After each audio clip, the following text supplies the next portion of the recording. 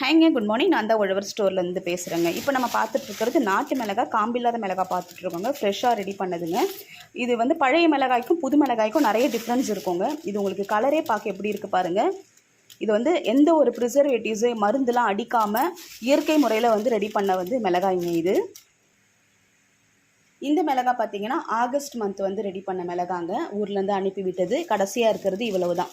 இது வந்து பார்த்தீங்கன்னா இதோடைய கலரும் அதோடைய கலருக்கும் நிறைய டிஃப்ரென்ஸ் இருக்கும். இது நல்லா டார்க்காக இருக்கும்.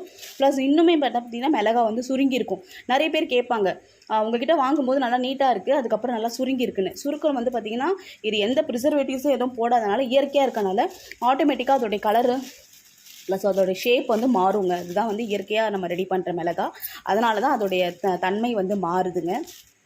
இப்போ வந்து இந்த ஃப்ரெஷ் பேட்ச் மிளகாய் வந்து கையில் நம்மக்கிட்ட இருக்குங்க. இப்போ யார் கேட்டாலும் வந்து நம்ம ஃப்ரெஷ்ஷாக தான் அரைச்சி கொடுத்துட்ருக்கோம். எனக்கு வந்து பார்த்திங்கன்னா இது வந்து ஃபாரின் ஆர்டர்ஸ் தாங்க அதிகம். இங்கேருந்து நிறைய பேர் போவாங்க இல்லையா, அதுக்கப்புறம் பார்சல் வந்து அவங்க பேரண்ட்ஸ் அனுப்புவாங்க.